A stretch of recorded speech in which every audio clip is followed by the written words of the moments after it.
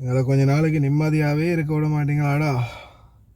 அஸ்ஸலாமு அலைக்கும் வரஹ்மத்துல்லாஹி வபரகாத்து. அன்பாத அனைத்து உறவுகளுக்கும் இனிய மாலை வணக்கம். குவைத் அரசாங்கத்தின் மிக முக்கியமான ஒரு தகவல், அதாவது உள்துறை அமைச்சருடைய மிக முக்கியமான தகவல். இதில் அந்த தகவலை பார்க்கறதுக்கு முன்னாடி இதோ மீண்டும் ஒரு விமானம் தாங்கி கப்பல் அரபுக்கடலை நோக்கி வருகின்றது. அரபுக்கடலை நோக்கி இன்னொரு விமானம் தாங்கி கப்பல் வந்து யுஎஸ்ஏ அனுப்புகிறாங்க அப்படின்ற தகவல் ஒன்று வந்திருக்குது. அதே மாதிரி பொரிச்ச மீனும் வேறு அங்கே போய் பேச்சுவார்த்தை நடத்திட்டு வந்திருக்காரு. என்ன நடக்க போகுதுன்னு தெரியல, பார்ப்போம். உள்துறை அமைச்சர் ஷேக் ஃபஹத் யூசுப் சவுத் அல் சபா, வளைகுடா பாதுகாப்பு என்பது ஒரு சிகப்பு கோட்டில் உள்ளது. மிகவும் ஆபத்தான போதைப்பொருள் வலையமைப்புகளை அகற்றுவதில் சயித் பின் ஹமாதின் முக்கிய பங்கை முதல் துணை பிரதமர் பாராட்டியுள்ளார். குவைத் எமிரேட் வேலை நிறுத்தம் ஒருங்கிணைந்து பாதுகாப்பு அமைப்பு உருவாக்குவதற்கான ஒத்துழைப்பு கவுன்சில் நாடுகளின் தலைவர்களின் தொலைநோக்கு பார்வையை உள்ளடக்கியது. வளைகுடா நாடுகளில் பாதுகாப்பை குறிவைக்க துணிபவர்களுக்கு ஒரு தெளிவான தடுப்புச் செய்தியை குறிக்கும் ஒரு சாதனையாக இது அமைந்துள்ளது. இரு நாடுகளுக்கும் இடையே கையெழுத்திடப்பட்ட பாதுகாப்பு ஒப்பந்தங்களின் நடைமுறை, மொழிபெயர்ப்பு மற்றும் நிலைப்பாடு மற்றும் விதியின் ஒற்றுமையின் உண்மையான உருவகம்.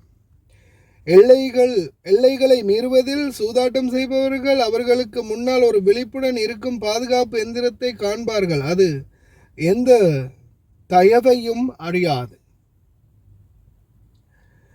பாதுகாப்பு என்பது அரபு நாடுகளில் எந்த அளவு செயல்படுத்தப்பட வேண்டும் என்பதிலும் நாங்கள் கடுமையான கண்காணிப்பில் உள்ளோம். எங்கள் பாதுகாப்பு ஒன்று, எங்கள் வேலை நிறுத்தம் ஒன்று.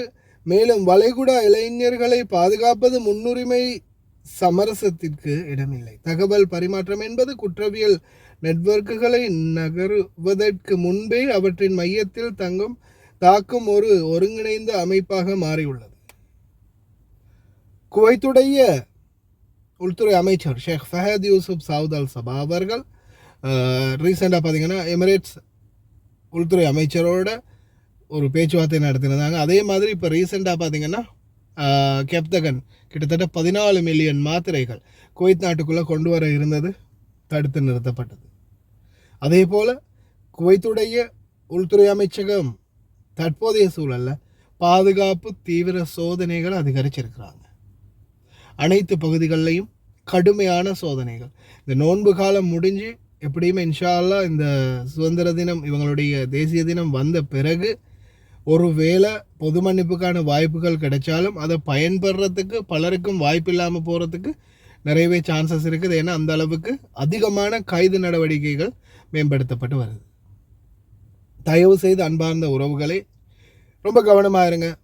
எந்த நேரத்தில் வேணாலும் என்ன வேணாலும் நடக்கலாம். முக்கியமான எச்சரிக்கை, இதாவது குவைத் கவர்மெண்ட் அதே மாதிரி அரபு நாடுகள் கல்ஃப் கோஆப்ரேஷன் கவுன்சில் ஒருங்கிணைந்து இப்போது போதைப்பொருள் தடுப்பு மற்றும் குற்றங்களுக்கு எதிரான தடுப்பு செயல்பாடுகளில் இன்னும் அதிகமாக துரிதமாக செயல்பட்டு வராங்க.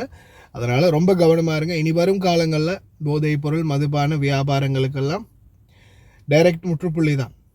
அதுக்கேற்ற நடவடிக்கைகளும் நடைபெறுது. கடந்த காலங்களில் நடந்த செக்கின்களை பற்றியும் உங்களுக்கு ஞாபகம் இருக்கும். அப்பார்ட்மெண்ட்களில் தூங்கிட்டு இருந்தவங்களே தட்டி எழுப்பின சம்பவம். அந்த வீடியோ நான் தேடி பார்க்குறேன், இருந்தால் நிச்சயமாக அப்லோட் பண்ணுறேன். தயவுசெய்து கவனமாக இருங்க, அவ்வளோதான் சொல்ல முடியும். சட்டவிரோத செயல்பாடுகளில் ஈடுபட்டீங்கன்னா நிச்சயமாக தண்டனைக்கு உட்படுத்தப்படுவீங்க. அரபு நாடுகளை கனவுல கூட நினைக்க முடியாது. கவனம்.